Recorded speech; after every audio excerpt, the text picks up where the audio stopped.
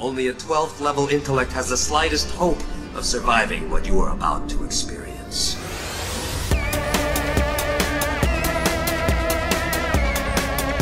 Have you ever seen Michael Rosenbaum's? You ever listen to Michael Rosenbaum's podcast? I've listened. They have like super comfy chairs that I'm pretty sure he probably bought for the podcast. Of course. And I am currently sitting in a very similar situation because I'm in a new house. I moved, and I'm lucky that I found a SD card that we can record to in the boxes. And all your audio equipment. Man, Yeah. I want to hear a Michael Rosenbaum podcast where he talks about Allison Mack, because she is going through some crap right now in a cult, and she tried to get people like Emma Watson to join her cult. Yeah. It's man. Yeah, I don't even know. I didn't watch Smallville when it was on. Do you remember her code name in the later seasons? No. Watchtower. Oh, whoa. It all comes back at some point. Except we're not in a sex cult yet. Welcome to 12th Level Intellects. And I remember, too, that this is a DC Animated Universe podcast. It's not really. It's like a... I don't really know But it's the category. hosted by a DCAU-focused channel, the Watchtower Database. Yes. So that's where that comes in. That's what I was going to say next, but you stole it, so... well, what's my name and your name? Your name is... You're going to introduce me? No, you... All right. You're doing it. You're doing everything. Fine. I'm Ted Kendrick. Oh, Fine, I'll be Ted Kendrick. I'm very today. enthused about that. Well, today we're going to talk about Batman Ninja eventually. I'm going to say, it's kind of selfish to say, but I would say you probably don't need to see the movie to listen to our discussion about it, because even though we're going to probably spoil like the entire movie, it's really not worth seeing. I would say, well, it is in the same way that a train wreck is worth watching. Sure. You know, Yeah, it's not a good ride, but it's I'm fun sorry to if- see. I'm sorry if you're listening to this and you really liked it, because we're going to talk about various aspects of it that weren't so good. There were a few good things, but we'll get to that. Okay, well, We got news. I don't have a lot of actual newsworthy things. There's just a couple of recent releases that I wanted to talk about. One is Harley Loves Joker #2 came out this week or last week. Nice. So both of those, yeah. I haven't read #1 yet, but I have #1. I have a copy. Yeah, haven't both read of them it. are out now, so the story is complete. This is a Harley Quinn story. It started in the normal Harley Quinn Rebirth title as backup stories for like 6 or 7 issues, and then it was we were left with like to be continued in the normal book, and then it like a year later we finally got the 2 issues that conclude. Is it it is a conclusion of that? It's not Yes. just okay. So I'm going into it. Any of these characters, what's going on, why is her headquarters about to explode, and all this stuff. So, but it's pretty fun. It's written by Paul Dini, who created Harley Quinn. He's a Batman animated series writer. Everyone listening probably knows this. And so, yeah, it's a lot of fun. There's a lot of cameos by classic BTAS characters and some new faces to this universe. Paul Dini's writing it, and it works very well to kind of tell a missing story from that. I flipped through it and I noticed one panel of issue 1 that had Emil Dorian from Yes. Tiger episode of BTAS, and he's there with a very young Abel Cuvier from Batman Beyond, which is great. we already did in Legacies. Yeah, earlier this year. I mean, Yeah. I'm sure he had the idea at first. Dorian's not in our issue, but his research is. Yeah, but yeah, I remember that was kind of a funny part because I remember thinking how when we were gonna bring Cuvier into Legacies, we were like, oh, is this stretching the timeline of Batman Beyond? He doesn't really look that old, but we figured whatever we want to use him. It's 2019 or 2018. You know, it's 20 years till Batman Beyond. 65 is the new 30 after all. Yeah. So. Well, anyway. But yeah. Anyway, next thing.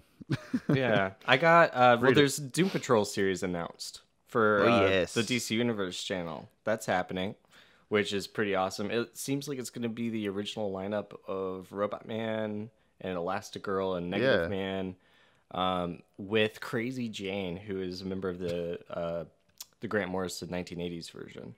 And so it seems I've never like heard of this character.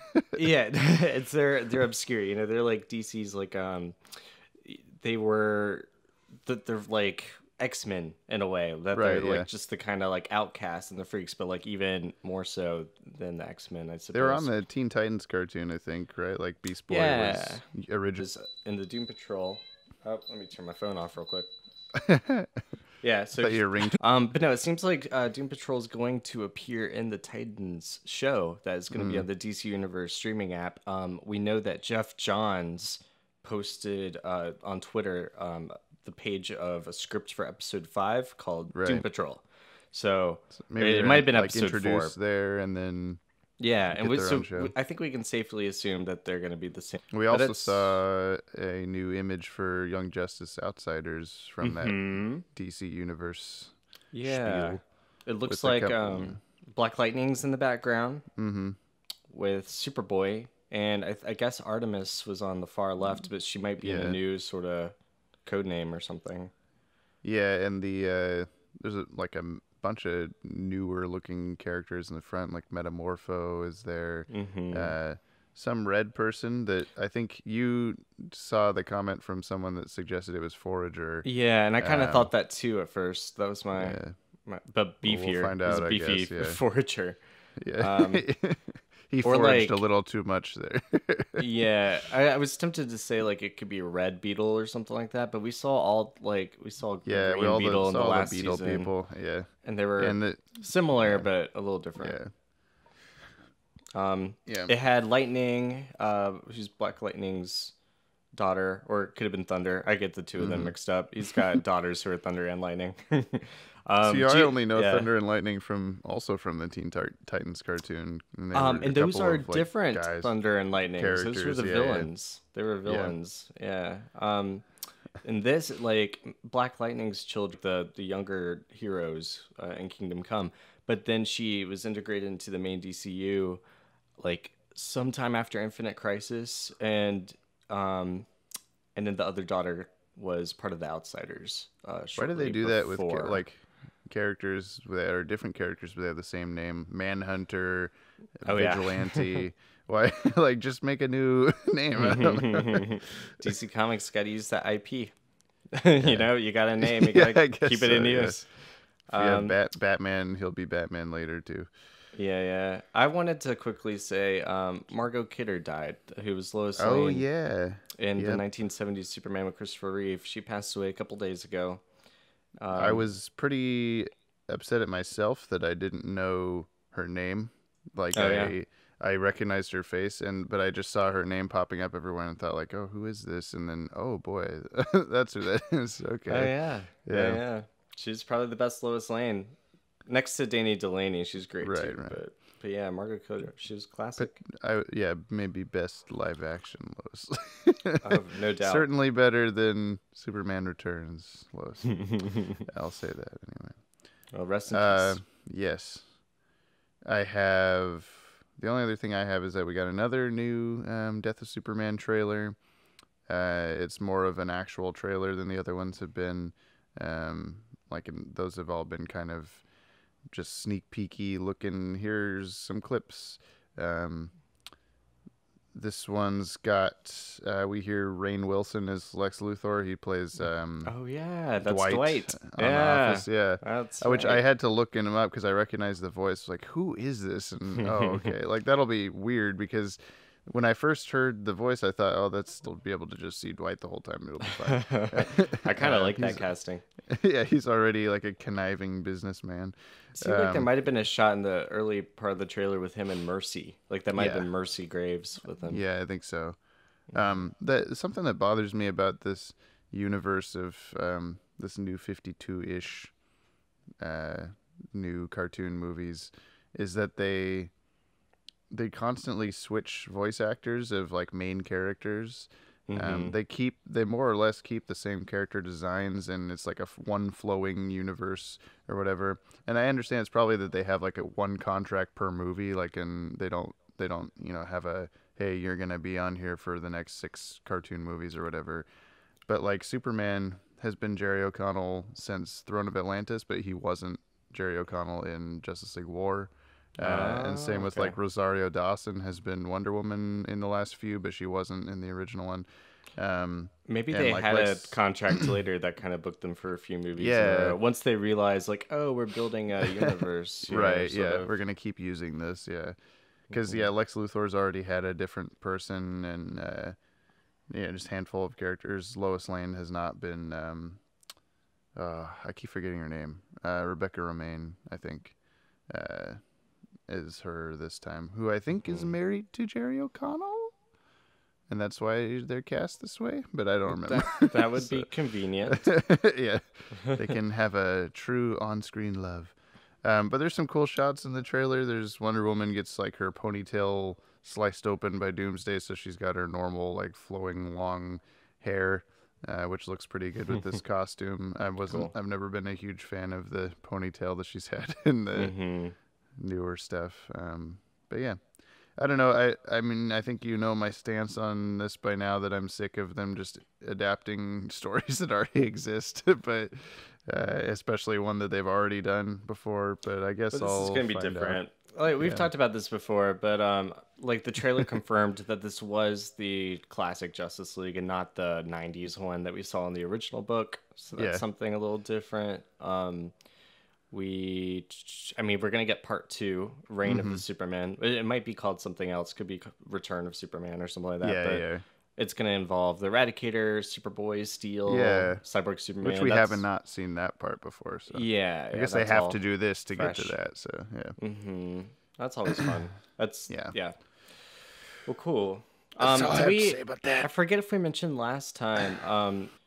I know we just talked about Doom Patrol, but I wanted to bring up the Swamp Thing live action series too. I don't remember if we have, so we'll just do it. Well, last episode we talked a little bit about James Wan, how he directed Insidious and The Conjuring and all that, and how he's doing the Aquaman for DC Universe. Hey, cat. My cat's crawling into the scene. But yeah, so Swamp Thing, I think that's perfect because James Wan has all this horror movie experience. Yeah. And Swamp Thing's... Wait, so he's doing Swamp Thing also? Sorry, I was distracted by Cat. Are you okay? Yeah, Swamp Thing's got the horror vibe. And like even the logo that was released, you see the A in Swamp Thing's like the Walking Dead hand rising up. Oh, yeah. I was kind of surprised I didn't get sued over that. Or like, I guess that's it's a pretty early. General zombie-ish thing. Just the hand coming out of the letter A in your logo. Yes, they've got that copyrighted. I don't know. But anyway, that's happening. They keep releasing really cool stuff, and it looks like we have a slate of some really amazing content coming to the app. I can't wait to get it. It seems like rumors are suggesting that it might be about $7 a month for the service, which isn't horrible. It's cheaper than Netflix, so it's... it's another thing, but it's the kind of thing you can hop in, binge watch all the stuff, and then don't pay another month. Wait till there's new stuff up there. But, I'm glad to see there's a bunch of stuff coming because like a long time ago when they first announced Young Justice Season 3 was going to exist, that's when they kind of said like, oh, by the way, it's going to be on our new streaming thing, but we don't know anything about that yet. Didn't have a name. But everybody was like, is that the only thing that's going to be on there? No, so is that they're like, oh no, it's this and this. Live and this action and this. Titans, live action Doom Patrol, live action Swamp Thing, and then another animated Harley Quinn series. Yeah, that's all. Which I noticed the ones that so far. is using. I don't know if this is. I don't think it is because on the Harley Quinn comics, there's like a logo Harley Quinn title.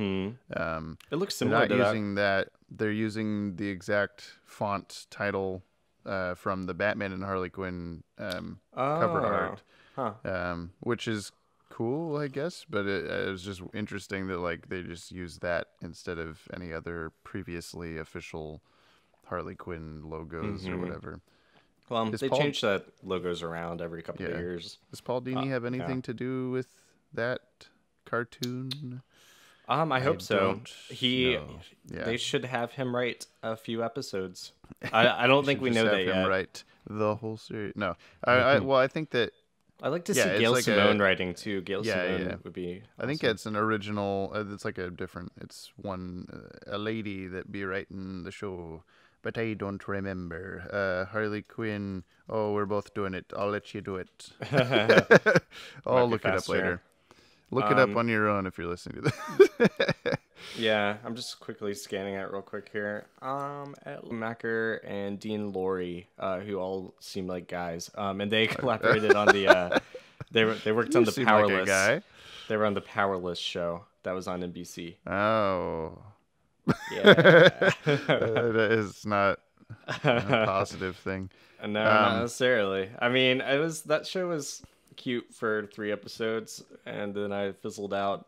Yeah, I just didn't watch past the first one. I think so it would have been better if they had stuck with the original D or like Wayne Oh. Enterprises Research and Development Lab or something. So the whole concept was flipped on its head.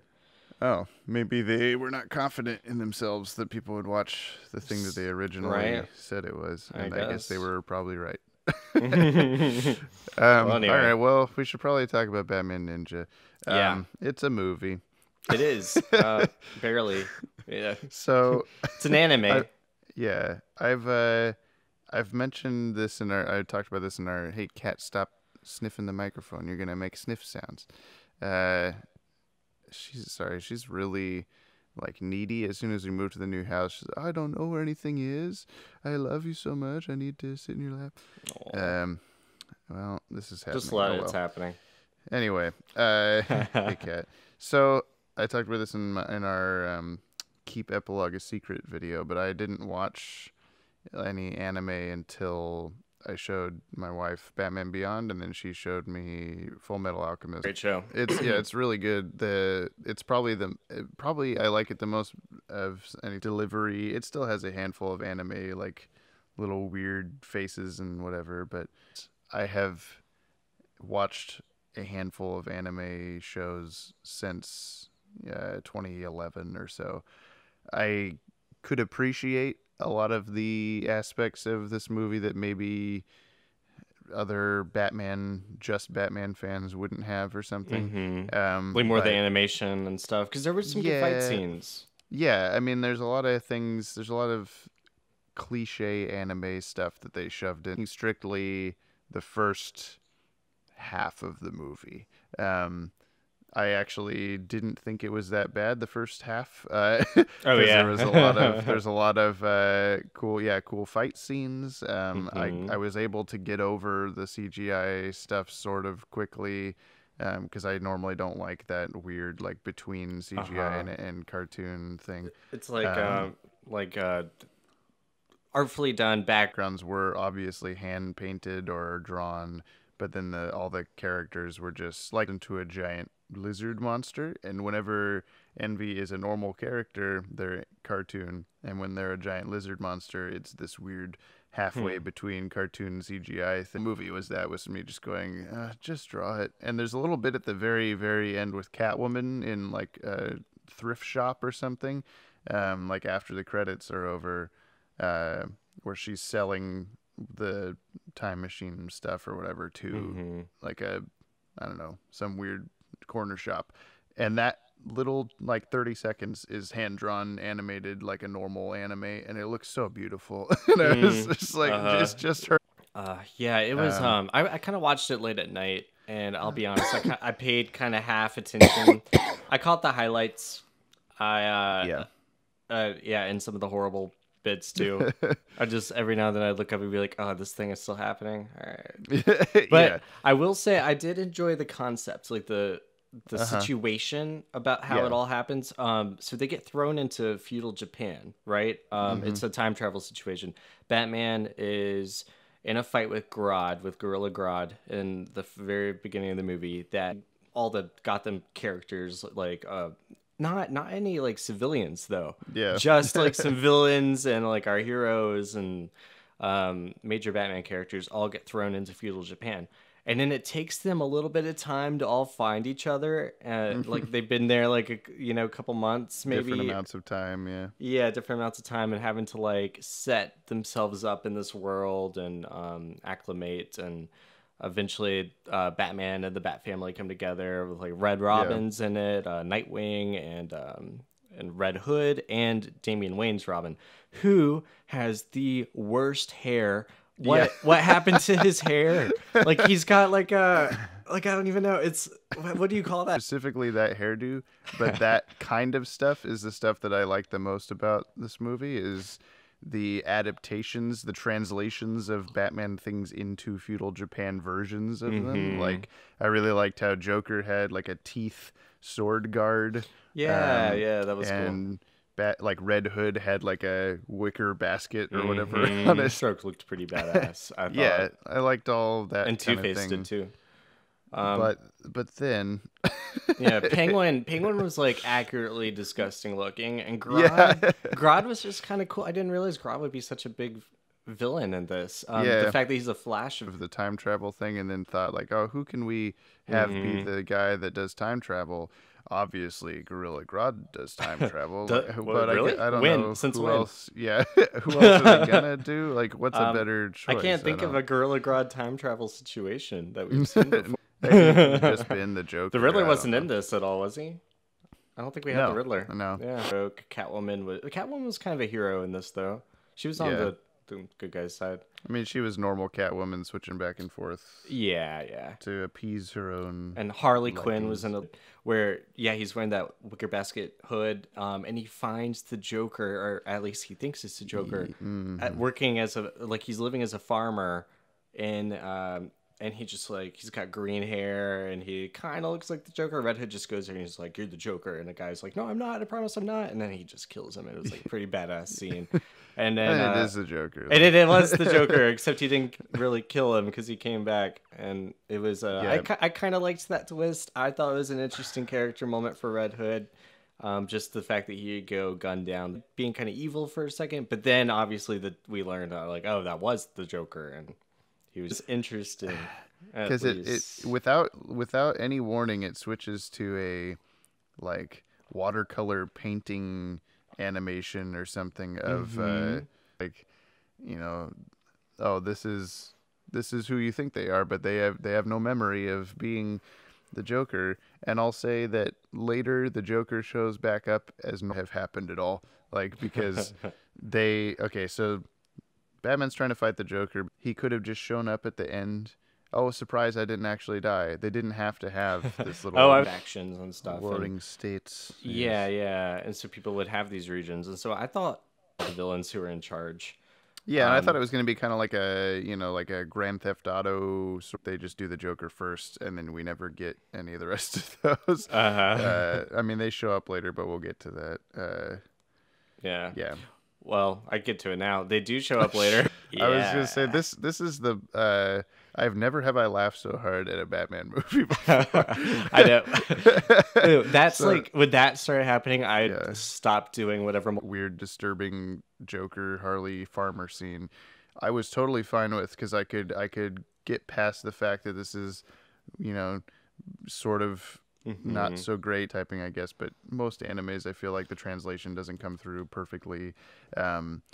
And with anime stuff in the first half of the movie in a creative way, and then it's just suddenly like, what other anime things can we throw in? What other tropes and whatever? Right. Yeah. So mecha robot with a Joker head, and it's something.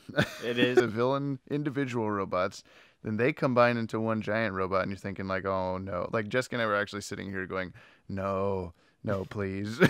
And then Grobot. And we're like, no, please, no. And all these monkeys, they say Millie's golden monkey. Yeah. by linking themselves somehow, controlling it now. The super villain robot, he shoots like a giant rocket missile monster, and the monkeys like part to let the missile go through. They're dead. Like they don't know. They can't possibly have like a psychic connection. Yeah, with each they're other. like monkey nanotech. Yeah, they're not nanites. Yeah, exactly. But they aren't. And then It's just fractals. When you think it couldn't get weirder, a bunch of bats show up, and they swarm around the monkeys and create a giant cartoon. It's so ridiculous. They got lucky that happened. Godzilla, you just gotta remember, if you combine monkeys with bats, you make a giant Batman. I hope that happens. So there's the giant. It's like That's a thing. That's got to be a thing. Batman versus Godzilla. Batman versus Godzilla. When they are the giant Batman, it's like the 1939 combination. It's a bunch of bats and monkeys. The bats and monkeys Batman, they pick up the Joker robot so that he can drop them off there. Yeah. And there's just a just standing there, like you're being lifted by a hand. You're not controlling the situation at all. You don't need to be screaming. Yeah, he is at the mercy of these monkey bat hybrid. Yeah, they can do whatever they want. Who knew they were so close? Such a symbiotic relationship. Monkeys. And then That's a recipe. The monkeys all start swarming off of down the arm of the giant Batman and onto the Joker robot to destroy it. And we were okay. I didn't have much. The main one I didn't mention was just WTF. That's how I led. Because they defeat. I can't even remember. Oh, that was the other thing. Was up, and then Batman and Joker are having a samurai ninja sword fight on top of able to do any of this because he does not have any. As soon as they faced each other with swords, I was like, this is over in 2 seconds. Batman has all this martial arts training, and you have no idea what you're doing. Like a knife fight, he can. I guess. Yeah. But I don't know. He's doing a bunch of flips. At one point, Batman breaks Joker's sword, he palms it, and it breaks, and it flies into the air. And then they have a couple more little spats, and then he knocks Joker to the ground, and you see the sword piece fling back down, and it looks like it kills the Joker, but and explodes into bats. And it turns out you were not. He was made of bats the whole time. Yeah, you were not fighting Batman. Not the whole movie, just this whole fight. No, you can't do that. That's not a thing. And apparently, this is whatever they need to be at the time. So it's such lazy writing.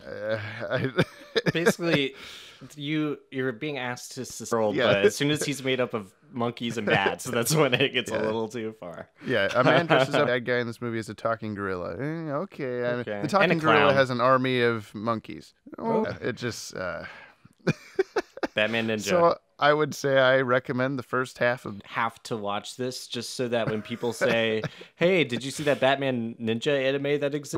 I would definitely agree that objectively this is a very bad movie, but also it's pretty great because it's so funny. I don't know. I'm glad it existed. I rented it on what's it like Vudu or whatever? Voodoo. That website. For $1.09. That's all it costs for me to stream it and rent it. And I feel like I got my $1.09 out of it. Yeah. Investors left in the country. Yeah. Did you see that on John Oliver? I think so. Yeah. Yeah, he's been sent that and a couple of other things to a Blockbuster in Alaska, so they have it all on display now. Not in the sense of Batman is in feudal Japan. There's no version of that. Cool that Batman Ninja used the entire Bat family, except all the Robins or Batwoman for Tim Drake. Yeah, I mean, my wife is up to speed on the DCAU with Catwoman of what happened when the time machine went off in the beginning of the movie and stuff, and Batman's like, yeah, Nightwing was there, and Red Hood, and Red Robin, and Robin. And it's listing those out like that just sounds stupid. And Blue Robin and Green Robin. And Robin the Second and Robin Jr. To have a kooky little monkey sidekick who also apparently was in love with a kooky little girl monkey that showed up for 2 seconds of the movie. That's right. Flocked to so it made sense that he had a little pet monkey because I'm pretty sure he had a cat in that, but I could be wrong. He had a cat voice. which I didn't realize, or I hadn't looked it up or whatever, or didn't remember. Because when it happened, when he said some stuff, I was like, oh, this is Batman talking. Yeah. And he's the most like recognizable voice in the whole movie, other than Tara Strong, I guess. But so I was like kind of taken out of it anytime he said something. So I was like, oh, this is just Terry McGinnis. This is not like what I noticed that too. Weird I dialogue, noticed his voice. And Tara's, yeah. Well, Catwoman is I think Gray Griffin is her name. I might have gotten that wrong. She's the voice of Vicky on Fairly Odd Parents. Oh, wow. So I recognized her voice too. Nice. Yeah. Well, that's that movie. I liked how Alfred had a little ponytail. Yeah, little man bun. They're like just the excuse of like, yeah, Alfred was in the Batmobile, so that's why he's here. Mm-hmm. And also the Batmobile has, inside the Batmobile there's a Batwing, and inside the Batwing there's a Batcycle, and inside the Batcycle there's a like mecha Batman armor. So, and then once those all get destroyed, there's a little moment Batman has like where he's just talking to himself anime style, and he's like keeps opening and closing his hand and looking really dramatic, and he's like, what is Batman without his technology? And I'm like, very many other things. Very many things that you are without the Batmobile. It seems like he's bats. He's just made of bats. Yeah, I can tell you right now, you're made of bats and monkeys, buddy. We all look inside ourselves. Yeah. All right. Moving to the comic relief. Yeah, let's be done Let's with get this. rid of Batman Ninja. Oh my god. So we read the same things, didn't we? Okay. Yeah, we can talk about the same stuff. DC Nation #0 and Justice League No Justice #1. Correct. I haven't read No Justice #2 yet. I know it just came out. But yeah, I haven't gotten it. It's in the mail. I'm having to do just talk mail about versions now. No comic store for this guy anymore. Yeah, well, let's start with DC Nation #0. Yeah. But that's made of 3 different stories. Yeah, one of them being a lead-in to No Justice. Yes. Actually, it's not a lead-in. It kind of takes place like after the sequel, events of issue #1. It's like to get your whistle wet. Yeah, it throws us in the middle of the action, and then the actual series kind of backs us up a little bit. So yeah, my favorite part of that DC Nation thing was the Tom King Batman story, the Joker thing. That Joker one was awesome. I really liked it. Yeah, that was probably like I was smiling while reading it, and that doesn't often happen. It's the Joker. Yeah, well, I just really like I really like who the artist is the same one that's been on the recent Batman stuff. I can't remember his name. I'm sorry. It's Clay Mann is the artist's name. I have the book in front of me. But he, the Joker looks really like disturbing in it, like rightfully so. And yeah, the whole story is he's in a guy's house, waiting for an invitation to show up to Batman's wedding. But it's just a random Gotham resident. Like he should not be getting an invitation to Batman's wedding, and he protests that many times. Why me? Why would I be invited? Why would your invitation come here? And it's like every page turn is like a few minutes later. Yeah. And so it's like the guy's getting more and more upset. Yeah. Yeah. It keeps upping the stakes. He pulls a gun out of the Joker at one point. It doesn't work. And he keeps... it's the bang gun. He keeps asking, like, don't kill me. I don't want to die, Joker. And Joker's like, it's okay. I'm not going to kill you. I only kill people when I'm upset. And as long as I get the letter, I'm not going to be upset. Yeah. Yeah. We should not spoil what happens. We shouldn't? Because okay. I think it's worth reading, and it's a 25-cent comic if you can find it. It is, and on Comixology, it's a free download. You can download it for free. Okay. Yeah, and read the whole thing for free. But the print issue is only 25 cents, and a lot of stores still have copies of it. So it's worth going out to get one. Especially if you're interested in getting into new DC stuff, because it does it sets up the Batman marriage, which is going to happen in number 50 of his run. That's coming out pretty soon. Number 46 came out not too long ago, so it's next month is the big number 50 issue. You don't have to, like, I'm behind on that by a few issues, so you don't have to know what's happening to get the Joker story. You just have to know Batman and Catwoman are about to get married. Exactly. Yeah, you're not missing anything. And it's also sets up, we'll talk about this in more detail in a second, but like we said, the No Justice storyline, it's a 4-part, it's a weekly series, and it's already halfway over. So there's only 2 more issues coming out of that through the rest of the month, or into early June. But it's just a big cosmic epic. We'll get into that in a second. But then the last story is by Brian Michael Bendis, who just recently came from Marvel to DC, and he's about to do a 6-issue limited series called The Man of Steel. So it's a Superman spinoff. He's not taking over any of the main titles. That sets up that new run. So if you're trying to get into any of those, this DC Nation #0 is a great place to start. So you want to talk a little bit more about the Brian Michael Bendis Superman story? I mean, I don't have much to say because I don't know why Lois Lane is not there. Like, I'm not up to speed on. Me neither. It seems like they were happily married in the other series. I don't know where she went. I'm probably wrong, but as far as I understand it, so we had the New 52 universe, Superman and Lois Lane, and then we also had the the Infinite Crisis era or whatever. Pre-Flashpoint. Yeah, Superman and Lois Lane, and they both ended up in the New 52. Like, they're in the same universe with each other. Then that Superman died. Did that Lois Lane also die? The New 52 Lois Lane got like absorbed into the other Lois or something like that. I didn't read that series. She's also in Mr. Mxyzptlk's like weird 5th dimension castle thing whenever they find Superman there in Superman Reborn. Do you know what I'm talking about? No, I didn't read that either. There's so many things. Just because it was so crazy. Yeah. But so I feel like maybe that office was that Lois Lane's office. But I could be wrong. It could be that the original Lois Lane also is gonna stick around. There are rumors that DC is setting up another Crisis event that will take away the marriages that they're setting up between Superman and Lois. How they've been recently, they're married again with a kid, and then Batman and Catwoman's marriage came back. So yeah, well, when Spider-Man and Mary Jane got married, I know that was the thing where it changed stuff so much. I don't know. Yeah, I think it's interesting that you got like DC's major heroes, and like now they're fathers and they're married and stuff. Yeah. It's a totally new era for them, and there's a lot of still some great storytelling possibility there.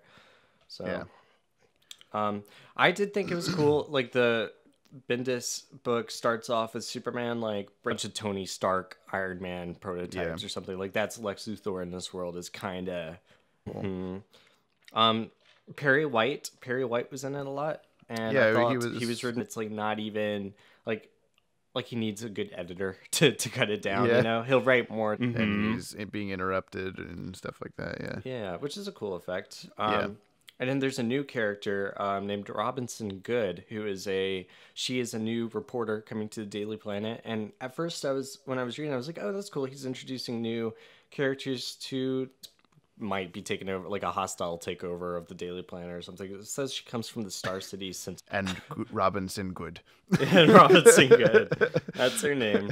Yeah, it's gonna be a thing because she seems pretty attentive on that. I mean, she already she goes up on the roof and Clark, I thought you were up. They say you come up here to think or whatever, and then he's gone. These ads in all their books, it was like a double page ad that said Bendis is coming and big letters. It's like this, like as if that's their like, oh, finally we'll have good stories or something. Like. Right, and so that's exactly what this is, and it's like a homage to that. And I don't think Bendis quite deserves on the same level. That. Like he's a very like well-regarded classic characters that are going to stick around Marvel for years, like Jessica Jones and Miles Morales as Spider-Man. So Bendis has earned his spot as a comic book legend for sure, but he's no Jack Kirby. I don't know, you can't run those double page ads like that. That kind of turned me off. I was just like, I'm not into it anymore. But I might read it as a trade. I haven't decided yet.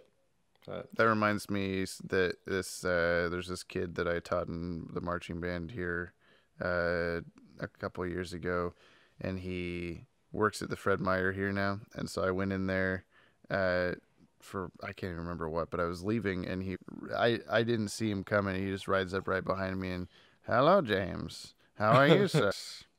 And I said, okay. And he's like, do you like Spider-Man? Yeah, I guess. And then he just rode away.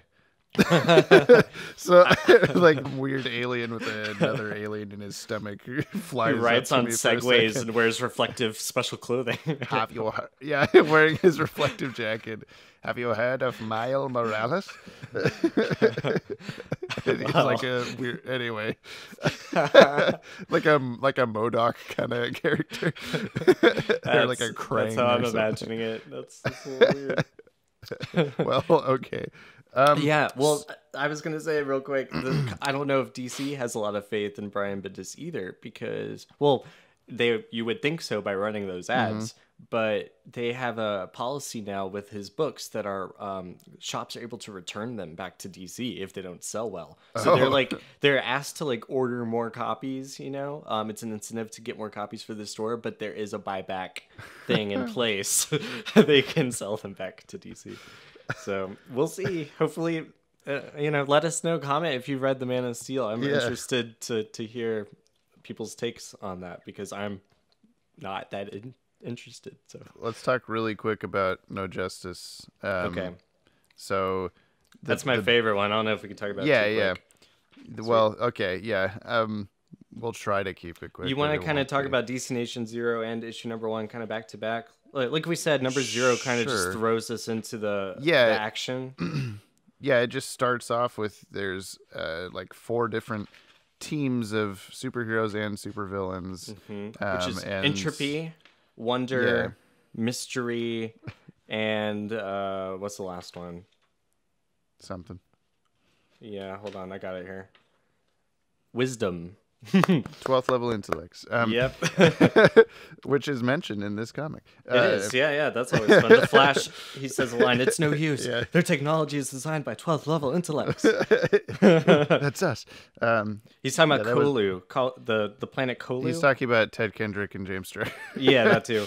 Yeah. But Brainiac. Yeah, so they're on Brainiac's planet, and they're just fighting unseen giant somethings. The Omega Titans is what they're called. Yeah, but you haven't seen them yet in this. When we're talking about DC Nation, this right. bit. Yeah, they're not seen at all in this chapter. No, they're on the very last page. Right. Yeah, and as all you know is that they're teaming up and they're fighting, and like so there's weird team ups that even they are saying are weird, like they don't understand how they got like this. Like there's one that's like Starro and Sinestro with, I love that, like with Superman and Martian Manhunter and Starfire. Yeah, that was really cool. And Starro's hilarious. He's had some. Yeah, he's just laughing the whole time. Yeah, in Metal too, or yeah. It's funny. I like that he's in there. But they all have like weird circle lights on their costumes, which you find out in the next issue is like a Brainiac symbol on everybody that's done in a very creative way. They're little nodes is what they're called. Yeah. But yeah, you don't know really much what's going on except that they're fighting. Like you don't know how they got there or why they're teamed up or anything. You just know that they're fighting these like celestials essentially. Right. And then at the end of the book, Supergirl's on Earth talking to, is it Steel that she's talking to? She's talking to Green Arrow, which I thought was a cool sort of pairing because of their relationship on JLU. Like Green Arrow and Supergirl kind of had like not like a father-daughter relationship, but like he was uncle, kind of he was like looking after her kind of because they worked together in the first episode and then kind of hung out. So it was fun to see them she talk. flies up to the atmosphere and like, I just want to make sure that we're doing okay. And then like all 4 of the giant source wall monsters are just hello, and like that's the end of the comic. Yeah, they're very much like Galactus of the Fantastic Four. Like these are just these giant like they're older than the old gods. These are beings that come from beyond the universe. Because the whole concept, and we learned this at the end of Metal, is that to stop the dark universe, there was a hole punctured in the source wall. And now it's been compared to like, where like a fishbowl that's been turned over and everything's just like spilling in. Like it's just where the floodgates are open. Yeah. So who knows where these guys came from? But I think they say like we're the guppies and there's sharks everywhere now and stuff like that. Yeah, exactly. The analogies are strong. But yeah, we find out that it's Brainiac has come to Earth because he's actually scared of these big things that are going to destroy everything. And he's like, I don't have any time to convince you to do this. I'm just going to knock you all out and take you onto my ship. And I thought that was really cool because it's like he could have done this anytime. Like any of the times he's come to Earth before. Oh, we do get one panel where Brainiac looks like his DCAU. Yeah, I noticed version, that too. That was fun. Cool. Yeah. Yeah, he's just like, it's kind of been established now that Brainiac has a bunch of different looks that he's had over the years, and that he still has them somewhere he can use. So yeah, he's like does that. He takes down all these. He takes down the Justice League, the Suicide Squad, the Titans, the Teen Titans. Yeah, and there's a couple of other villains who show up. The Red Robin, the Robin. right. Yeah, Titans, Teen Titans, young adult Titans, and now we have the Omega Titans that they're fighting. All the Titans. Remember those Titans. So. The Justice Titans. Yeah. Remember that. Yeah, we are Clash of the Titans. Yeah. Yes. But there's some really cool teams, like people working together here that we wouldn't have expected. Like Team Entropy has a Lobo and Deathstroke and Lex Luthor and Beast Boy with Batman. Yeah. Team Wonder has like Zatanna and Dr. Fate and Raven, and that's pretty cool. Just that was the one that made the most sense to combine those characters. They're like a Justice League Dark in a way. Yeah, but they're all like, they're wondrous. They're magic. They are. Yeah. Dr. Fate's got a cool looking new costume going on too. It's kind of inspired, I think, by his Earth 2 look that was in the Earth 2 book. And they mentioned that Dr. Fate is the most powerful sorcerer in the multiverse, not the universe, which essentially means that there's one Dr. Fate, which I think has been toyed with before. That's not accurate, though. There are, like, we've seen the multiversity and stuff. Okay. There are multiple other Dr. Fates. Okay. Because I know that there was that weird, like, sort of crisis-y thing in the DCAU comics that we've recently discovered in all the annuals, where there's one Dr. Fate. And he's going through all sorts of different times and universes, but yeah. Well, was he? I don't think it was intended to be different universes at the time. No, but it is now from our read of it. Yeah. But yeah, there's a lot of really cool characters in this that are mashed together that we wouldn't think it worked. I'm a big fan of Etrigan. I've always have been, but Scott Snyder's writing some great rhyming dialogue for him here. Yeah, I like who's talking to him. There's another like demon. Is it Raven? I can't remember. It might have been. Oh yeah, and he calls her like Daughter of Hell or something. Yeah. But there's some character. It might have been Raven. But there's someone that was talking to him. That was. I feel like is a character that would get really annoyed really fast with him doing all his rhymes and stuff. Or he's just like, Yeah, I can't remember any of them, but he's saying, everything in a rhyme, and I feel like that character would just spout back like, "Can you just shut the fuck up? Like, why do you have to talk like this?" Right. But, that happens. But Brainiac shows up and says like, "Hey, you have to all get into these teams because it's the only way to beat these Galactus-y guys." It's a lot like Infinity War. How it's like, I've seen all the possibilities. This is the only one that works. Yeah. And but it's something about what are they called? The Omega Titans.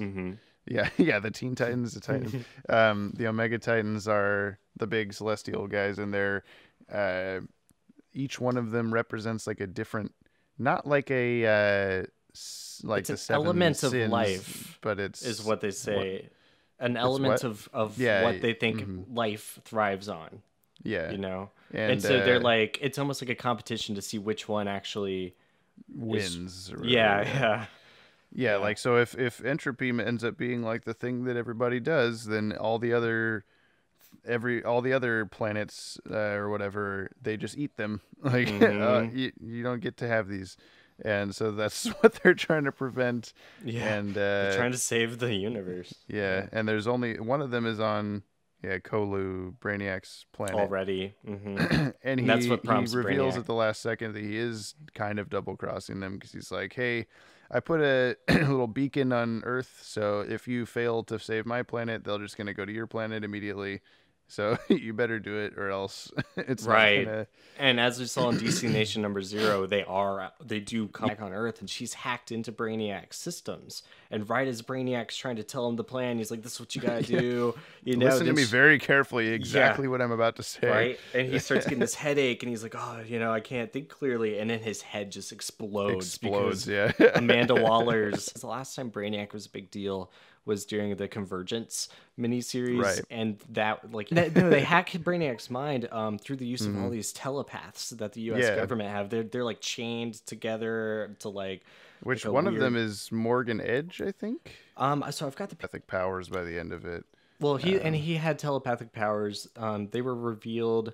They were like kind of active at the end of JLI back in the 90s. Shows how much I know. And then during Infinite Crisis, Maxwell Lord was the leader of Checkmate, and he was kind of in charge of the OMAC project. And he mind controls Superman to the point where Superman nearly beats Batman to a pulp. This happened around it was OMAC Project 3 and 4. There was a little Superman it got expanded on in the Superman books, but it took place in between issues 3 and 4 of the OMAC project. And he just he mind controls Superman to just beat the shit out of Batman, and he nearly kills him until Wonder Woman has to lasso Maxwell Lord in the Lasso of Truth and compels him to tell her how to stop Superman. And the only way Maxwell Lord's like, "You have to kill me. That's the only way you can stop Superman." And so she does. She snaps Maxwell Lord's neck, and it's recorded on a security camera, and then broadcast in Times Square and all over the world. People all over the world see Wonder Woman snap his neck. And so then she's put on trial and she goes to jail. It's like a whole thing. This thing lasts for a year or two in real life comic book publishing during that era. So it was a big deal that Wonder Woman killed Maxwell Lord, but he came back. He's alive in the New 52. He's all good again. Yeah. Yeah. He Well, came I back in like Blackest how, Night as a zombie too.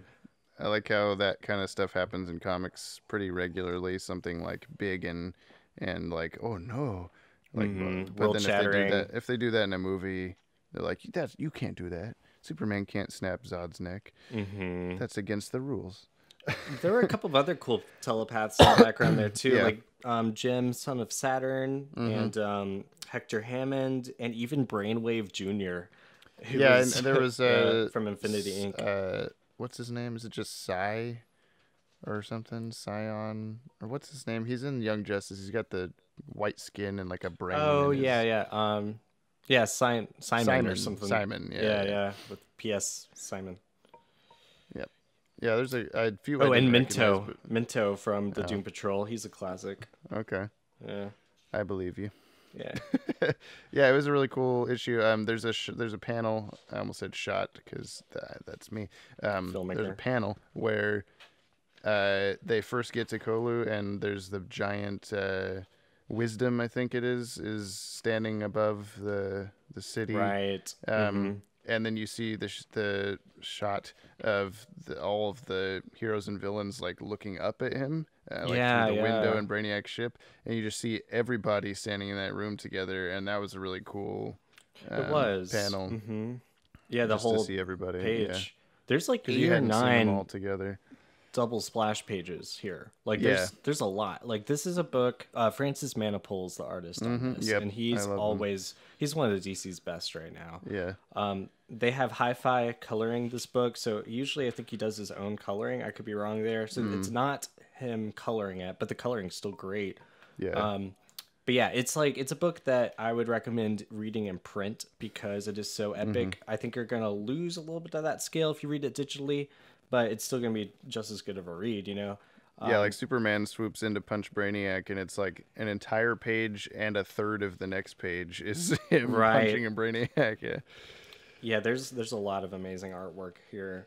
He does an incredible job. Even the opening page I really liked. We kind of are zoomed out in the universe, and then we gradually see the Green Lanterns start to appear. Oh yeah. And they're approaching the Source Wall, and It's Yeah, and then you see the big hole in the Yeah. source wall. That's pretty Guy cool. Gardner's like, we broke the damn universe. Yeah. You know? Yeah, I had a lot of fun reading everybody's voices as their cartoon voices Nice. in this one, because almost every character has been voiced by somebody on one of the cartoons. Like either Yeah, Young like reading Justice Nathan Fillion, Yeah, as well, yeah. Hal, and Mhm. yeah, or Phil- yeah, all the Teen Titans and all the Justice League members and stuff. Like Damian and Guy Gardner are like the only characters that I didn't know how to say their voices in my head. And Damien's had. I guess he's animated had appearances. yeah, but I haven't seen those enough to remember what he sounds like. Yeah, I've had a weird voice for Guy Gardner in my head for a while. He's like like I don't know. I'll have to think about how I would explain. I guess that. I don't know how Starro talks, because in Batman Beyond he's just like I'm a starfish. That's That's all he says. That's how I'm hearing it. Star is hilarious. Every in line this. of his is just turkey noises. Yeah, I like seeing all the Earth Green Lanterns appear there, and Kyle's back in his '90s suit. Yeah, That's I pretty do cool. like that. Yeah. And you still got Simon Baz and Jessica Cruz are there in the background for a second, so everybody's there at the source wall. Yeah, It's a party. John Stewart. I was John surprised that Stewart's Jon front and Stewart- center. Huh? He's like a big deal. He had Yeah. a lot of dialogue on the opening page, and I think that's because Scott Snyder's setting him up to Right. be in the Justice League book that's going to spin out of this. Yeah, he'll probably join in at some point, because I was kind of surprised that he wasn't part of the like team ups that were happening, but I guess he wasn't on Earth, so Right. Yeah, he's over the source wall. isn't he gonna be like Ultraviolet Lantern or something like that? Yeah, they're introducing the invisible color spectrum to the Justice League book. And they're also, in a really similar idea, they're introducing the Still Force, which is the opposite of the Speed Force. It's yeah. So all these are new Scott Snyder concepts he's bringing to the new Justice League #1 book that launches later in the summer. All right, The Stand. What can you do? I can stand forever. Oh, well, You know, that's he's not got the very villain, helpful. the turtle. The turtle like makes Yeah, everything yeah. slow. Slow everything down. Yeah. Oh, maybe he's connected to that. Maybe, yeah, it's part of the Still I mean, Force. I guess as long as it slows things down, not it just makes things stop, then that would make sense. Because if it's just I can do nothing forever, that's the great power you got there. I love doing nothing forever. That's great. Yeah, that sounds pretty fun. good. We're sort of doing that right now. Well, are we done talking about this? I think Yeah, that's more or less. I'm really happy to see Martian Manhunter get a lot Yeah. of. He actually was like had a lot of dialogue here. Oh yeah, in this Luthor issue. talking to him about like, hey, you've not been around for a while, and then he's like, yeah, if you go in my brain again, I'm gonna kill you, Yeah. burn you alive. Yeah. I really like. You were talking about Manipool. Is you introduced me to him with the Flash New 52 Yeah. run, and I've been jealous of him ever since, because he has a very creative way of shaping panels and also like drawing action outside of panels and creatively working in the titles of issues into like real objects that are in the scene and stuff like that. It's just He's very inspired by Will Eisner in that way. I would say like he's admitted that. I've read an interview from Manipul. Yeah, and so it's like Will Eisner did the Spirit and stuff like that, and that's like a classic comics. But he's also like among the artists, like there's him, Jim Lee, and then like Kirby and Bruce Timm and those guys that are like, you immediately recognize that that's them. Whereas a lot of modern comic artists are like, I can't tell them one from the other because they all draw relatively the same muscular structure and stuff like that. Yeah. And the same kind of shading and whatever, but this is all That's very valid. unique, and I like it a lot. Yeah. I think my first exposure to Manipul was it was before Flashpoint. He did a Superboy book with Jeff Johns, the Connor Kent version. That was really good. And then he drew the covers for the Red Robin series that was basically like right after Batman R.I.P. And so Manipul, I don't think he did interiors on that Red Robin book, but he did all the covers and they were really cool. So Okay. yeah, he's been doing good work. Flash New 52. He did the Trinity book during Rebirth. Now he's here on No Justice doing awesome stuff. Yeah, I'm glad that it's I hope that he continues to be on the Scott Snyder Justice League series. He's not though. I think they got another artist. Oh, it's that would be Lee like Weeks. the best combo. I think that Lee Weeks. It's the guy who was drawing the Wonder Woman Rebirth comic. Okay. Not this. I don't know if it was like the flashback stuff or no. It was the modern day. Because you know how the Wonder Woman Rebirth stuff was like every other issue was modern day or flashback. Right. Yeah, so I think he was on But the modern day. Those are the ones I didn't like because they kept copy pasting panels instead no. of drawing. And like I was like, Yeah. that's gonna bug me if that keeps happening. I think it's that guy on the books. But yeah, if it was Francis Manipool and Scott Snyder, that would be like a dream. well, that's what. Hey, we got 3 more issues to read of No Justice at least. Yeah. You know, so That's like the Tim Dini of comics right now. they're good. There's some of DC's best. Harley So Quinn's I got a lot do- going on here too. Just real quick. Yeah. Harley was a big focus in the series, and she's funny. So. Yeah, I liked how they all the characters have their little like Robin, this thing, like Wonder Woman, son of Zeus, or daughter of Zeus, or like the little things that like describe them. And then when it shows Harley Quinn, it just says, "You know who she is." Yeah, Which she is doesn't need an kind of introduction. stupid because it's like, why is she so popular? But you do know who she is. You know who Batman is, though. You don't have to explain who that. The Dark Knight. But yeah. But I think she was like the last one to be introduced or something, so it made sense. Like I don't have to keep saying this. So our untitled mail segment of the show, we actually have 3 things, Okay. which is unprecedented. Wow. If you're listening and you have a suggestion for what we should call the mail section of the show, please tell us because we're not creative enough apparently. I got an idea. Anything. Male section of the show. Boys will be boys. Why? Are we gonna have a female section of the show later? God damn it. Okay. Okay. I misunderstood. Was there both? My cat's trying to get out of the room. I hope that's not going to make sense. Okay, He's really mad at all my bad puns. yeah. Let's read the mail. Yeah, we got one a couple days ago from Jacob Johnson on Twitter. He says, "Love the podcast. Here's my question / subject. What stories from the comics would you have made into DCAU episodes? I would have liked to see a BTAS episode where Batman confronts Joe Chill." There was a Batman Adventures Volume 2 comic. It was which issue is set number in the 17. DCAU, It was the where last issue. Yeah. Yeah, where he confronts Joe Chill. Or he doesn't mean to, I don't think, but he like ends up and he sees him and recognizes him, and so he rips his mask off and is like, "I'm Bruce Wayne. What'd you do to me?" Like, so that But was Joe pretty cool. Chill's seen like everyone as Bruce Wayne, and Yeah. so Oh, which is yeah, why it's that's like right. Yeah. that's the twist is that like he thinks he's crazy, even Yeah. though it's the truth because he's Because he haunted by that constantly moment. sees that little kid. Yeah. And there was also a story arc in Adam Beecham's Batman Beyond run that introduces a new vigilante, who is the vigilante. That's the code name. In the Batman Beyond world, who is Joe Chill's grandson. Right. Okay. And so he knew that his grandfather or father, I don't recall which generation, but he knew that he was responsible for killing the Waynes, and so he became the vigilante and to kind of like get justice for his father for his crimes. So Yeah. So they have explored that. I understand like that's not exactly the same as it being on the cartoon.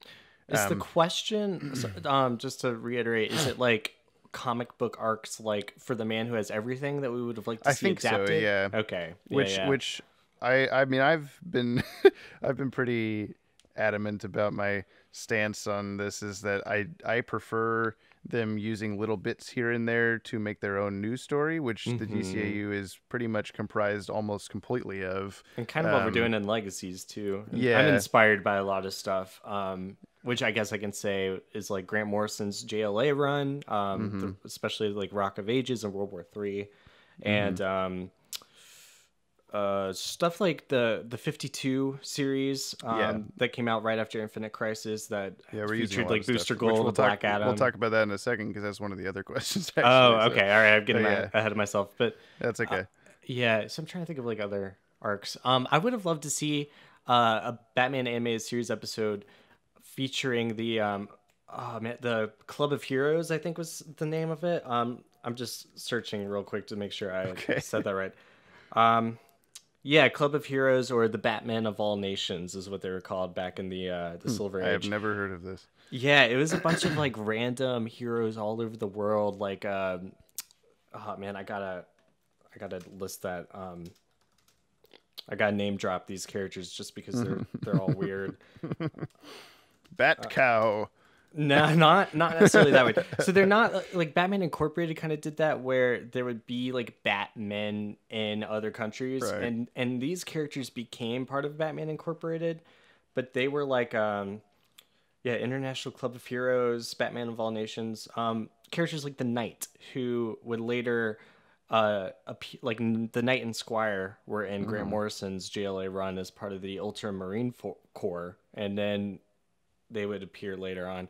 There are other characters like the Musketeer and Man of Bats and Little Raven, who are Native American characters. There's Wingman, El Gaucho, the Ranger, the Legionary, just a bunch of weird Batmen from other countries who were Okay. just other masked vigilantes. Kind of. When would inspired he by have set Batman. this up? Like, at what point in the DCAU makes the most sense for him to have done this? I've seen it in like early BTAS, like we got Dick Grayson Robin, who, because he could be hanging out with the Knight and Squire, like maybe they have to go off to England again, like Red Claws is doing something, and Yeah, they could have just had like one episode where Batman has to go to some other country, and then someone's inspired by him, and then they set up more Batmans or whatever. Yeah.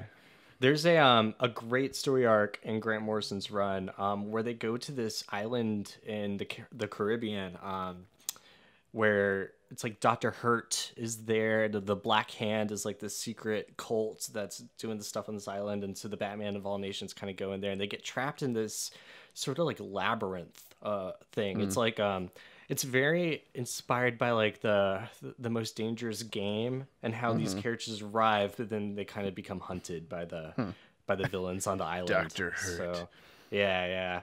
Dr. Hurt's a whole thing. Dr. Hurt could have been Thomas Wayne. He might have been the devil. He might have been Satan himself. He also might have just been a psychiatrist who experimented on Batman's mind a little bit in the Silver Age. It's that whole thing is so weird, but I loved it, and it could have made like an animated version of it might have made a little more sense. But there's a lot of really cool stuff that happened in that Batman run that was around the Batman RIP era. Well, there's a lot of that's my vote. kind of Silver Age Batman villains that, if you read the BTAS like writer's Bible that they were going off of when they first started the show, or when they were like in pre-production on the show, there were a lot of ideas that they never actually made into episodes, and a lot of them were kind of more obscure villains, like ones we might have seen on Beware the Batman eventually. People like Anarchy or Black and Mask. Professor Pig and stuff like that. Yeah. Well, Professor Pig wasn't created until the late 2000s. Oh, really? Mid-2000s. Yeah. I thought he's one of those like egghead, like super old villains. Okay, well, he was I know. Yeah. He was created in Batman and Robin #1, which was written by Grant Morrison, and that was like Dick Grayson as Batman, and that was the first time we saw Damian Wayne as Robin. Yeah. Well, let's pretend I didn't say that then. but stuff fact. like that, stuff like just characters they never used that might have been interesting to see. I was thinking of how for Legacies, I think it's important that we started like basically we started like the day after Destroyer, so it's like in our present day stories, because we're trying to fill like as much of the gap between that and Batman Beyond as we can. But the series themselves often would jump time. They wouldn't just follow up immediately after the previous one. Like, Justice League starts a few months after Superman, when Superman's still kind of like, oh, I don't know about this guy. He just attacked the planet not too long ago. Even though they don't really name drop, or they don't really mention that until Twilight, that episode. Right, but it's kind of implied when he walks in the room and stuff, is like everyone's all hush-hush about so it. A little but, nervous, yeah. But then, and then Justice League Unlimited, it jumps a few months again. And, Green Lantern has a new haircut. There's all this new Watchtower and Javelins and a bunch of new members and all this stuff that we weren't used to. So it's not like the next day and you don't get to see the development of that and stuff like that, which made me think that if we did ever get add like another series or something, it would probably do that same thing of jumping a couple years or something like that, you know, or maybe to whatever the current date is, you know, or something. But I was thinking like this isn't calling back to any old comics, but the No Justice thing that we just read starts off with Batman surrounded by enemies you can't see, or they're like Kolu Brainiac robot things that are fighting him, because I think they're like taken over by the bad guys or something. And they're like, "Where's the Justice League?" And then Batman says, "Which one?" And then all the different Justice Leagues, because there's like Justice League of America, Justice League United, and International, and all this stuff or whatever that has happened over time. Not in that comic specifically, but there, you know, there's a bunch of different Justice. There's Justice League Task Force. There's Justice League, Justice League Elite, Justice League Europe. Yeah, and I think that Omega Justice League, Team Justice League, yeah. Red Justice League, Blue Justice League. Yeah, thank you. I think that if they did a DCAU like continuation series, that'd be kind of a fun thing to do. Is have it start off like you think it's status quo, like this is Justice League, and then they do a similar thing of like, "Where's the Justice League and which one?" And then there's just a bunch of different. It's teams. an unlimited amount. Yeah, exactly. So that would be kind of cool to see, because then because you'd have, you know, like maybe a more Task Force Justice League with like the Question and stuff like that. Yeah, like Green Arrow. So I don't know of any specific stories, because like I've said before with Superman Doomsday and stuff like that, is I don't love seeing just exact adaptations. They did a really good job with For the Man Who Has Everything. And I hadn't seen that before at the time, so I liked it. But yeah, I guess that's our very vague answer to your question, Jacob. Yeah. Okay, got one from Nathan. This came through an email. For your guys' next podcast / video, I'm very curious about the layout of the watchtower. For example, where the promenade / control deck area is in the tower, which way actually is up in the tower, where the bottom and top is. He goes on for a while. He's saying, wow. He says, I was rewatching Flashpoint, the episode, and noticed that in an effort to stop the binary fusion cannon, Superman bursts through the floor of the promenade. We switch views and we see him breaking through the upper side wall of the watchtower, which I've noticed that every time I watch that is like he bursts through the floor, but then he bursts out the side of the watchtower. Like, shouldn't all those watchtower workers just be sucked out of the thing? Yeah, they were all standing right next to. You would think so. Sorry, he flew through the promenade. Is that what you mean? Promenade. That's a word. It's promenade. Is it really? It is. It's not. It is, yes. I promise you. Anyway, right. Whatever. I thought you were making fun of yourself there for a second. I'm making fun of you. I still don't believe you. But anyway, he's just asking like if we know how the watchtower is constructed, like laid out blueprint wise, because he says, I know this is probably a bit of a loaded question. I'm not entirely sure if you find it too uninteresting for a podcast or maybe it's on video, but I think it's not. I think it's an interesting topic which is yet to be touched upon. It could definitely help you guys continuity-wise with your Legacies comic. I hope you guys touch on this topic. Continue make more fun and interesting DCAU content. You're my favorite YouTubers and webcomic. Keep up the great work. Thanks, that is very Nathan. nice of you, Nathan. Thank you. Yeah. So I agree. You know a lot more about the animated layout. Because you're... So there was, a long time ago, and by that I mean probably 2008 or 9. So yeah, like a decade ago, we had a guy working on the original Watchtower database website with us when it was the Justice League Watchtower. Christophe Picaud. I don't know how to say his last name. If he's listening, I'm sorry. Do you remember him? Mm-hmm. Yeah. He good guy, great artist. He did a bunch of the character models and stuff for the site. He went through and found every time you see any angle of any room in the Watchtower and took a screenshot and sent it to me so that I would have like all available viewpoints when I'm making the website. And so I still have that folder. They're all in the like original TV broadcast, like low resolution, because we didn't have the DVDs yet at the time. Sure. So I've been meaning to go like reconstruct them or whatever with HD, but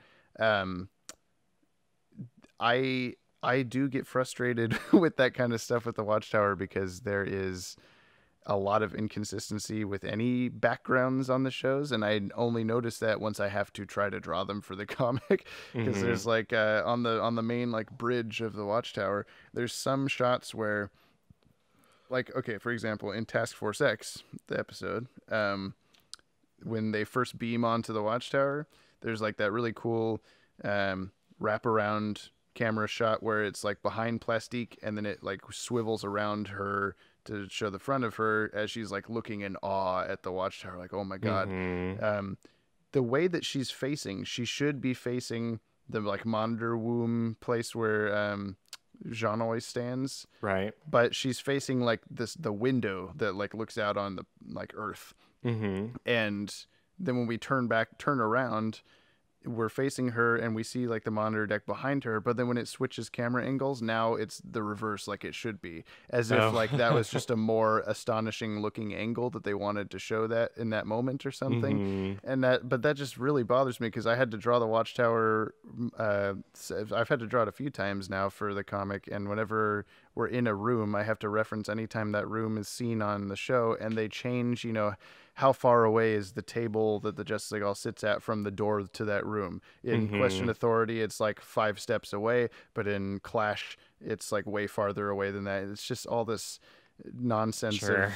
Like, I wonder if they even had blueprints for, the layouts of this stuff. There might have been something rough. Paintings. Yeah. We know, like, the comics have published layouts of the Watchtower a few times. I really but wish not... that there was one. Yeah, it'd be great to have one of the animated version, but it's not.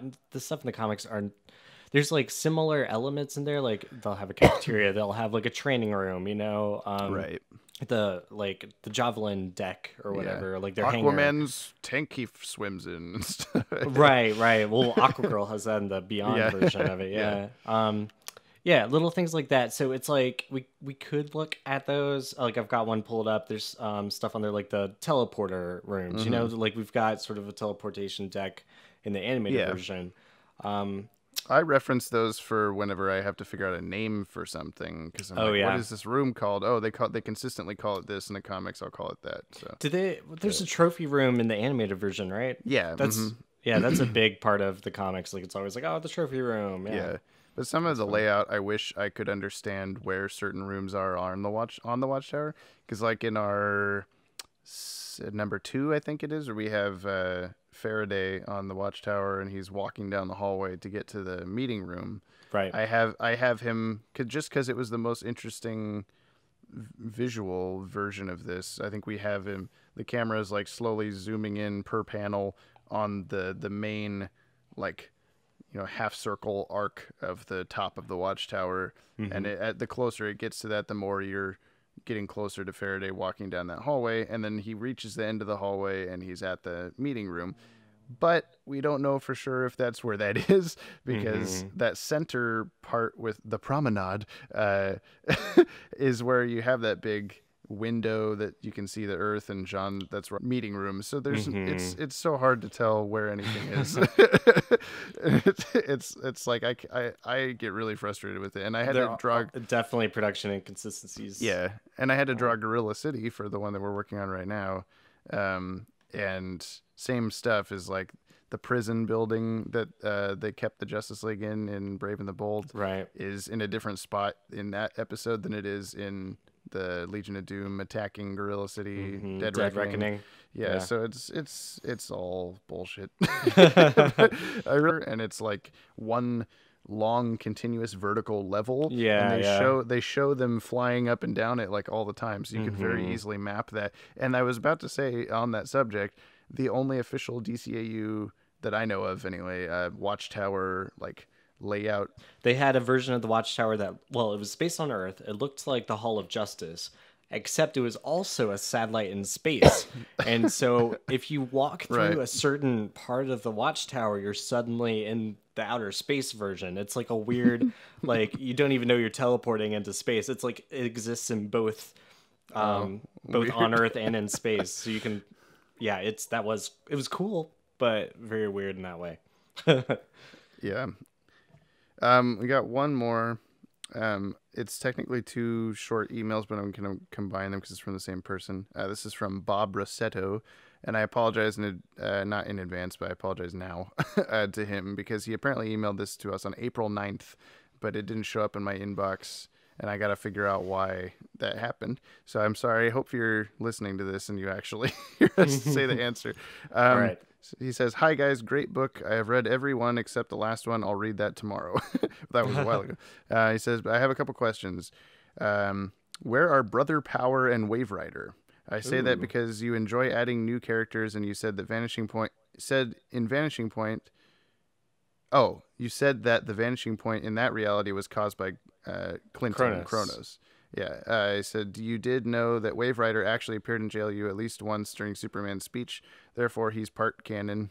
I don't know, part canon. He's definitely there. Yeah, and Wave Rider is Matthew Rider. Next question. Okay, so let's do this one at a time. So okay, we Brother do have plans for Power Wave Rider. and what? Yeah, we do. We actually have some cool plans for Wave Rider.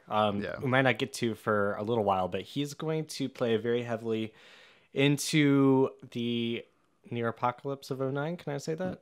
I said it. I just said it. Yeah. I don't want to give any more away than that, but we actually his backstory is going to be a little different. Yeah. We are going to tell Wave Rider's origin. Yes. And it's a cool thing, so you will see him. I don't want to give that away though, because it's a fun. I'll twist. say that his character influenced the comic in many ways, and I'll stop there. yeah. Especially the original character from that was created by Dan Jurgens in the '90s with. Yeah. So who is Brother Power?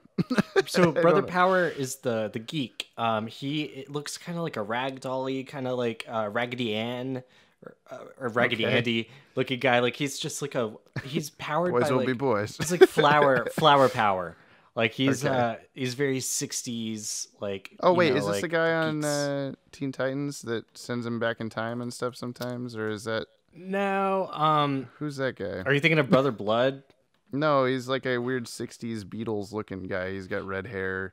Oh, no, you're thinking of Mad Mod. Oh, okay. Yeah. Now, Brother Power had a series called The Geek that was created by Joe Simon. He's a comic book classic. We don't have any plans for him in Legacies. He's just a really weird, obscure character I don't even know what to do with. I don't know how I would write him into it. I like how the question's phrased like, "Where is Brother Power?" Like, obviously he's there somewhere. Yeah, he's like a strange, he's a puppet sort of thing, like an elemental sort of spirit in there. It's he also came back for Vertigo Comics after a while. They resurrected him for that. So he's just like in that weird realm, like he'd be hanging out with Swamp Thing, or John Constantine. Like he fits in really well. So long story short is we're not using him. Yeah, I don't have any plans. We have a lot of stuff to cram into this, and there's not a ton of room for some He's of the just stuff. like Although a weird. we still make room for stuff that we want to see sometimes, but yeah, I'll keep it in mind. Like if there's a place, just because he's like a strange, weird philosopher type who is like a puppet, and it's just so strange. Like maybe there's room for him to pop up, but I don't know. I'll think about it. Okay. He's next question. He says, what were the Linear Men doing during this time? Since Wave Rider is Matthew Rider from another time. That's funny that he brings them up because they're coming up in like 3 issues from now. Well, yeah, issue number 7 is currently titled "Lies of the Linear Man." So not Linear Men, but the Linear Man. Right. And I don't have plans to bring in all the Linear Men, which, if you recall from like the Death of Superman arc, like 0 Hour, they were Rip Hunter, but like an older version of Rip Hunter, and it was Wave Rider, but also Matthew Rider before he became Wave Rider. So the both of them are there together, and then there's also it's a girl. I think it's like I think she's Matthew Rider's sister. I gotta look now. I have to know. Sorry. Well, because our linear man is Kronos, if I'm not mistaken.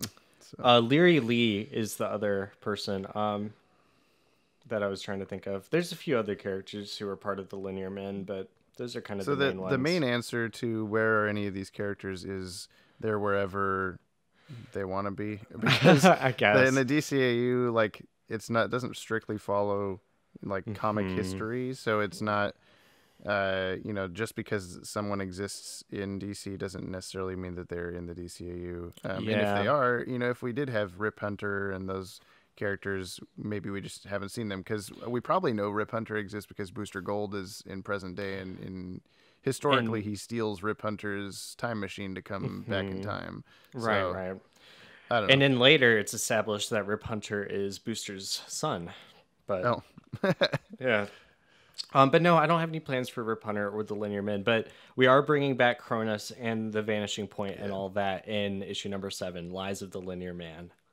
And whenever we can we say who else is going to be in those In that issue? issues? Yeah, Not I guess we everybody. can make a little tease. The Atom, Ray Palmer's The Atom is a big, because the Atom and Cronus are classic, they're paired together. Yeah. So yeah, Ray Palmer's the main character of that 2-part arc, and he gets thrust into time, I guess is the thing to say. We'll see them jump ahead about 150 years into the DCAU future, and kind of see possible ramifications of the near apocalypse. Stuff that was happening, if it becomes apocalypse. Or, honestly, it's kind of up in the air, because there could be ramifications of that, or it could be ramifications of what we saw in issue number 1. We where won't it's- know until later. with the giant ship that appeared above Gotham City, and that was set in the 2050s, 2054.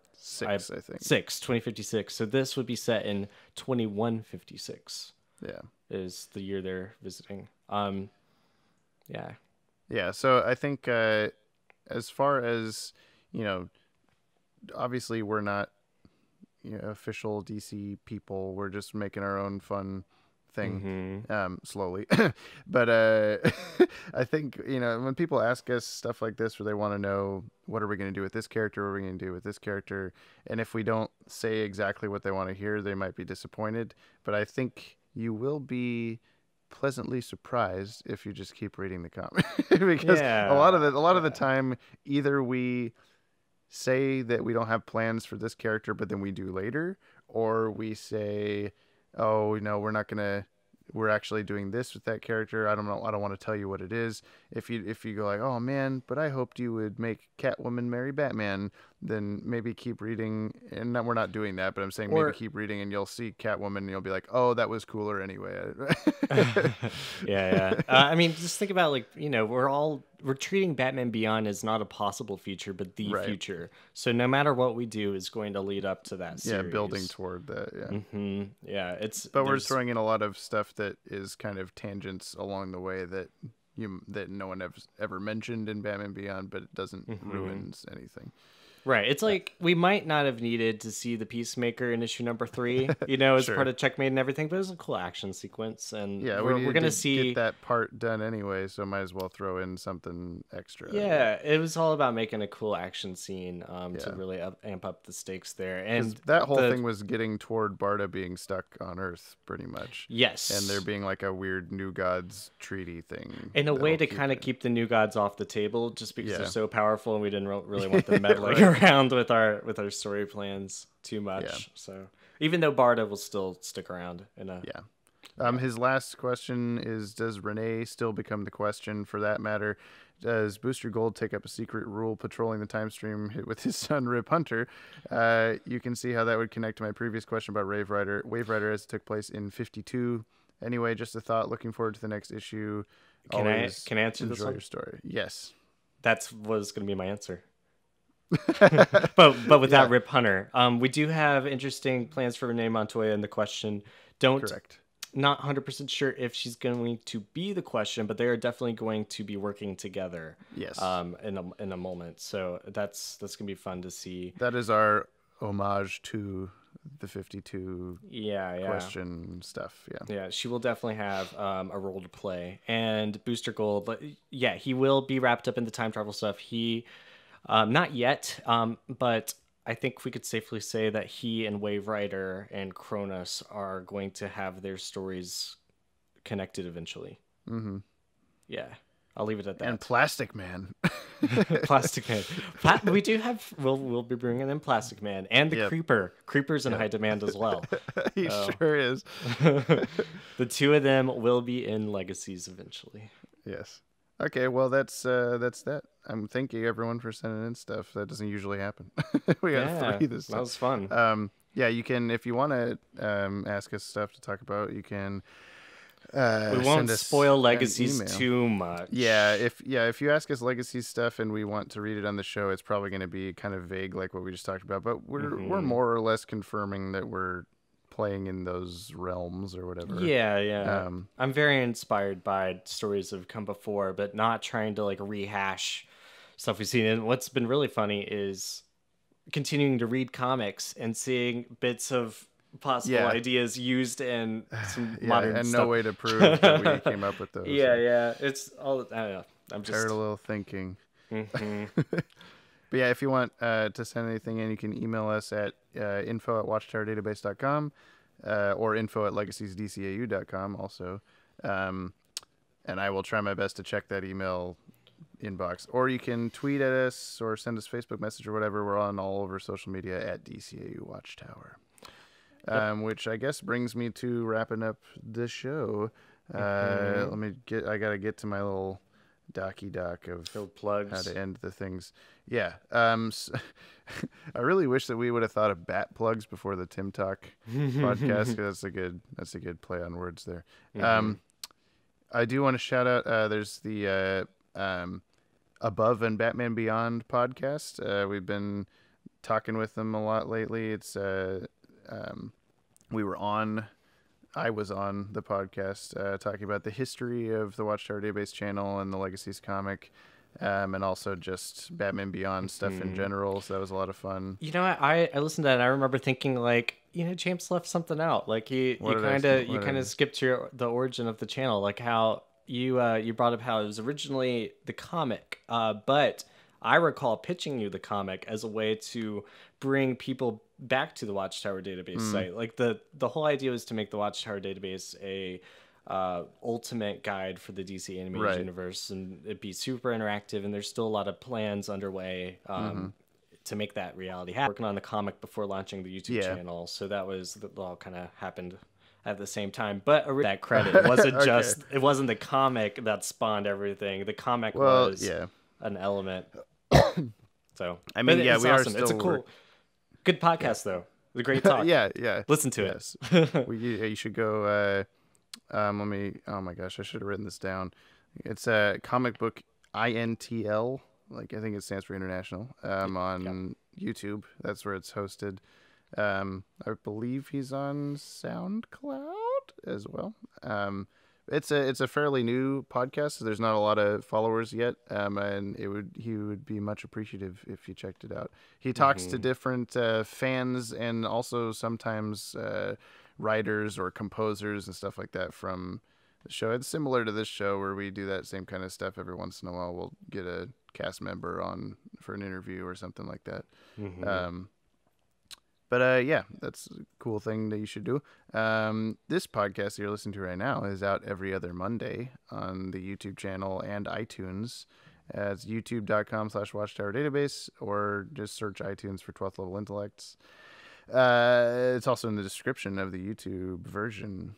Thank you to Adam Mullen, as usual, for the music that you hear at the start of this and at every start of every Watchtower Database video, and often in the background of Legacy's promo videos. He's at musica-atomica.com if you want to hire him to write something for you. Social media I already mentioned, at DCA Watchtower. Our video schedule on our YouTube channel, we have videos out every Sunday, Thursday, and then Monday, Tuesday, back and forth every other week. Upcoming videos, let's see what's happening this week. I gotta fast forward in my brain. This will come out Monday, and then we got Trivia Tuesdays the next day, and then the following Sunday video is a Static Shock timeline. Yes. So that's coming up. We're doing a bunch of timeline Sunday videos in a row, not necessarily intentionally, but we had a guest appearance on the Jay's Reviews channel, which I guess is also another shout out.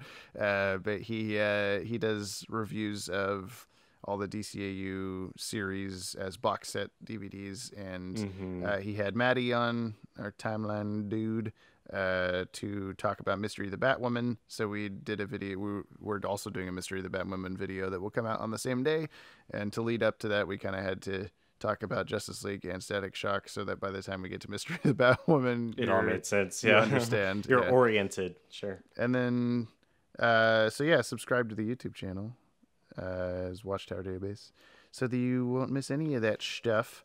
We're also on, personal social media. Is that where you're going? I was Sure. about to say that. I'm at www.tedkendrick.com. You can find me all over the place there. It's real nice and simple.